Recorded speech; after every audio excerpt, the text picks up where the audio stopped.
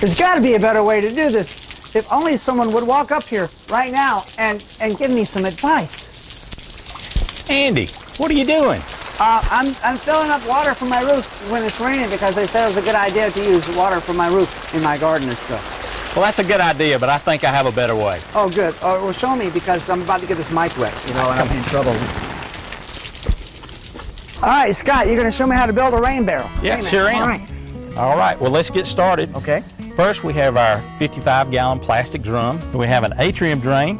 Atrium. This is Atrium is the first daughter of Mr. and Mrs. Drain.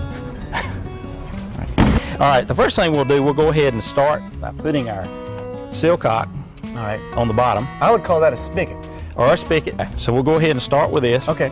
What we have a hole saw, this 1 inch. Yes. And we're going to drill this close to the bottom. This is so you can either run a soaker hose, or you can run a regular hose, or you can put it up on some cinder blocks and you can use your watering can to get the water out of the drum. All right, let's go ahead and we'll cut the hole for the silcock or the spigot. That's with the 1 inch.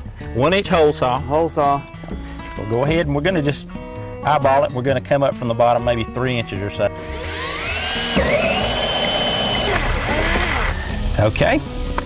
Now I need the silcock or the spigot, some pipe dope. Pipe dope. The joke is so obvious, I'm going to avoid it. Go ahead. And some silicone sealer. This is so we'll have a good seal. And you need to make sure that there's, seriously, you need to make sure that you're in a ventilated area whenever Absolutely. you want to use this inside your workshop or anything, or you'll end up like me. Outdoors is best. All right. All right, we're going to put that inside. All right. All right, and then we're going to take some silicone sealer. All skillfully done.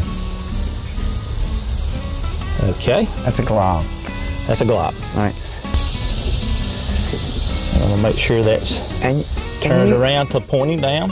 Scott knew to start it at the right place, that when it was perfectly tight, it was pointing down. Absolutely. Highly skilled. That's good. All right, we'll take our towel and we're going to take our finger and just go right around here. Okay. Oh. And now we have our drain so that we can drain the barrel or hook it to a soaker hose. Okay. So that's step one. Cool.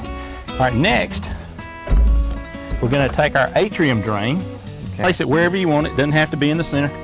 Let's do it off center. That way, because, you know, if I try to make it in the center, it won't be. So if I know it's off center, then I don't have an OCD attack. All right. Perfect. Now we'll take our drill again and we'll make a pilot hole so that we can get our saber saw in there. Okay.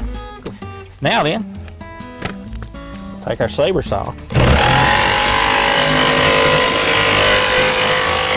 Now we take our atrium drain. Kind of snaps down in there. And that's so when you have your downspout from your roof, it comes in here and you can direct it right into the middle. Cool. Just to give you an idea of how much rain you can accumulate in a rain barrel, with a 1/2 inch rain. Yes. And if you have 1,000 square feet of roof, Okay. it's covered by a downspout. Right. You can get 300 gallons of rain. Well, that's 6 of these. That's amazing.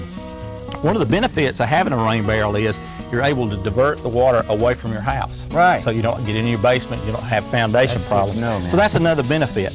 You're running in the hose and you're taking it further away from the house. Now this would be fine as a standalone if you just kept using it as it was, used the water, kept it drained. But one other added feature of this that we're going to do, we're going to add a drain line. Let's add our drain line. So again, we're going to use our hole saw with a 1.5 inch bit. We're going to go pretty close to the top. I'll come down a few inches here. On this side, I'm putting it about 90 degrees to the spigot. Up, tighten up a little bit. All right. Okay, have another hole in there. Cool. Right, so we're going to wrap this Teflon plumber's tape around the threads. Snap that off. A little pipe dope around the inside. And some silicone. Okay, we're going to insert this. Okay, so that's our overflow. And what we're going to do with this, we'll take our overflow line, and like I said, we can attach this to another rain barrel, or we can just let it run a little further away from the house. That's so cool. So we'll take our number 24 hose clamp, slip that over, slip it over the end, and take a screwdriver or a nut driver, Now you can buy these components individually, but I actually bought this drain line, the clamp, and the fittings for cheaper than I could have bought the pipe itself at a local home improvement store. Now the last thing we'll want to do, go ahead and take this off the top, to give you a little gravity, we'll want to set it up on some cinder blocks or elevate it somehow. You could even put it up on a bench if you want it higher. And you want to use something pretty sturdy, because you can imagine when you get 50 gallons or so of water in there, it's a lot of weight. Yeah, 8 times. Oh yeah, it's a lot of weight. That's right. So we set it up on there. Right. And now we have access. We can fill our water can. If we need to go higher, again, we put it up on the table. Cool. And we have our rain barrel. You know, what if that water becomes kind of, you know, in there for a while? What could happen? Tell us the truth. We can take it. Yeah, mosquitoes will lay their eggs in there, and those larvae will eventually hatch. And you have a little mosquito breeding canister here instead of your own little reservoir. So there's a number of things you can do. First of all, you could take this atrium drain, and you can cover that with a pair of nylon pantyhose. Another option is you could take your lid off, and when you have it full, you could pour a layer of vegetable on there. And so you create a little oil slick in there that will keep the mosquitoes from either laying their eggs, or if they did hatch, from emerging. That's one way. That's kind of messy, but that's a possibility. You could also put what are called mosquito dumps, which are larvicide that you can place in there. And that's a natural microbial type thing that'll kill the mosquito larvae. That's one option. Or the best option that I like, you could put you a couple of goldfish in there. What?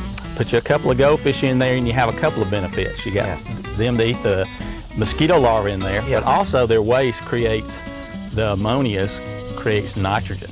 Get out! Yeah, so just make sure you feed them every once in a while. Yeah, how much all this cost? The rain barrel was $20. Again, it's a salvaged rain barrel. For the atrium drain, the hose, and the hose bib, all the components, and you probably have some of the other stuff. You're probably looking at about another $20 or so. So for $40, you got this. If you go out and buy a commercial-made rain barrel, you're probably looking at about $75. Right.